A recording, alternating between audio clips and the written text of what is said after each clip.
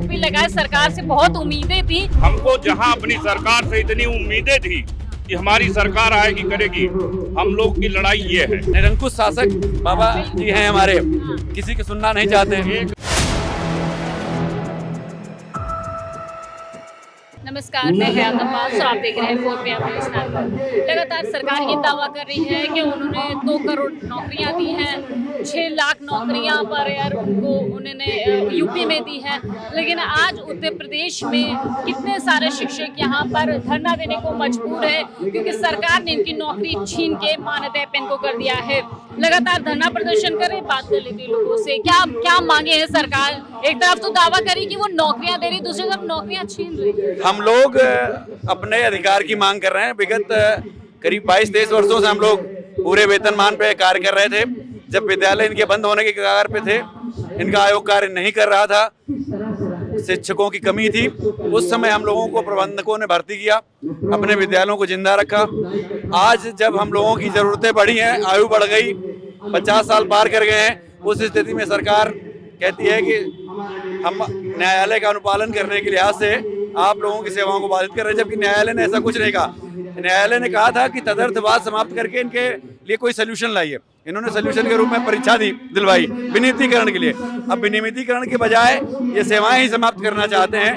मांग हम लोगों की विनियमितीकरण की थी, जिसको लेकर के सुप्रीम कोर्ट के हमारे साथी गए थे, जिसको सरकार ने विनियमितीकरण तो दूर रहा, पूरी तरह सेवा समाप्त करते हुए 9/11 के आदेश में सेवाएं समाप्त किया, पिछला वेतन दिया। उसके बाद 2 जुलाई को एक काला दिवस आया, जिस दिन 1 लाख से अधिक वेतन प्राप्त करने वाले लोगों को 25,000 के एक फिक्स मानदेय पर सरकार ने फिक्स करने का निर्णय लिया, जिसका हम लोग पूरी तरह विरोध कर रहे हैं। हम लोग केवल अपना अधिकार चाहते हैं। 10-12 साल की सेवाएं बची हैं, जिस प्रकार अभी तक हम लोग सेवा करते हैं, हम चाहते हैं उसी प्रकार हमारी सेवाएं निरंतर चलाए सरकार, जिससे हमारी ज़रूरतें अब बढ़ी हैं। अवस्था बढ़ने के साथ हमारी खुद की बीमारियां, बेटियों का विवाह, माँ बाप का इलाज और स्वयं का इलाज, ये सारी जिम्मेदारियां हमारी जब बढ़ी हुई हैं, उस समय वेतन घटा देना सरकार को ध्यान देना चाहिए। धारा 14 का उल्लंघन भी है, जिसके तहत जिसका वेतन जो होता है उससे कम नहीं किया जा सकता। लेकिन सरकार है, निरंकुश शासक बाबा जी हैं हमारे, किसी की सुनना नहीं चाहते। एक लाइन में बता मैं भी बात करती हूँ। सर पे भाजपा की टोपी लगाए, सरकार से बहुत उम्मीदें थी, लेकिन जिस तरह लोगों का वेतन कट गया है, मानदेय पे कर दिया गया है, क्या यही उम्मीद थी आपको सरकार से? एक लाइन की बात है, हमारी अपनी सरकार 25 साल से हम लोगों ने सेवा दी, जब विद्यालय बंदी कगार पे थे। आज जो 5 साल की सेवा बची है, तो हम लोगों को एकदम काला कानून लाकर चपरासी से भी कम कर दिया गया पैसा, और क्या बताएं, एक रोज मजदूरी तरह छोड़ दिया गया। हमको जहां अपनी सरकार से इतनी उम्मीदें थी कि हमारी सरकार आएगी करेगी, हम लोग की लड़ाई ये है कि ये जो 10-5 साल हमारे बचे हैं, इसको पूरा करें। 25 साल में हमारे कोई दोष नहीं था, हमने शिक्षण कार्य किया। आज कौन सा दोष पैदा हो गया? सरकार इसीलिए हम लोगों ने बनाई थी, हमारी सरकार आएगी, हम लोगों का कल्याण करेगी। सरकार से आपको उम्मीद थी कि सरकार आप लोगों के लिए कोई अच्छा कानून लाएगी, लेकिन ऐसा कानून लाई है कि आप लोग सड़क पे आ गए, धरना प्रदर्शन करना पड़ा है। कब तक ये धरना करेंगे और सरकार से मांग क्या है? देखिए, हमारी केवल एक मांग है कि जैसे हम लोग थे, सुप्रीम कोर्ट की मंशा थी कि तदर्थवाद समाप्त किया जाए, न कि तदर्थ शिक्षा को समाप्त किया जाए। और अगर सरकार चाहती है हम लोगों के साथ, जबकि ज़्यादातर इसमें 90% जो हम लोग 90% भाजपा के पदाधिकारी हैं, कहीं न कहीं उसके बूथ लेवल से लेकर के और उच्च पद तक के कार्यकर्ता हैं। हम लोगों ने माननीय मुख्यमंत्री जी पर विश्वास किया। माननीय मुख्यमंत्री जी ने ये सदन में कहा था कि हम अपने तदर्थ शिक्षकों को रोड पर नहीं छोड़ सकते, लेकिन हमें नहीं पता था कि माननीय मुख्यमंत्री जी ने कहा था सम्मानजनक हल लाएंगे। आप समझ सकते हैं कि 1,25,000 पाने वाले को केवल 25,000 रुपये देकर के कौन सा मुख्यमंत्री जी ने सम्मान किया?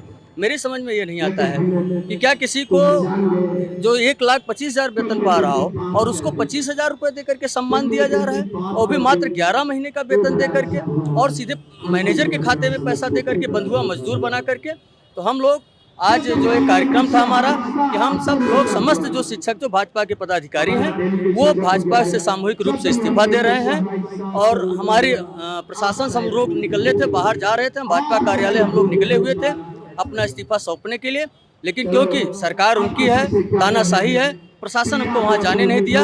हमारे 5 प्रतिनिधि मंडल को लेके गया है, वो 5 प्रतिनिधि मंडल गए हैं वार्ता के लिए कि मैं आपको भाजपा कार्यालय में ले चल के वार्ता करा रहा हूँ। अगर हमारी कुछ वार्ता बनती है तो हम देखेंगे, अन्यथा हम फिर रोड पर निकलेंगे और धरना प्रदर्शन करेंगे। यहाँ पर आए धरना प्रदर्शन कर रहे हैं, क्यों? अपने मान सम्मान और जीविका बचाने के लिए धरना देने आए हैं। अपने मान सम्मान और जीविका बचाने के लिए, अपने बच्चों के परवरिश के लिए सरकार से अपनी सर्विस वापस लेने के लिए आए हैं। कब से आप लोग यहाँ पे धरना दे रहे हैं? कब से धरना दे रहे हैं जी?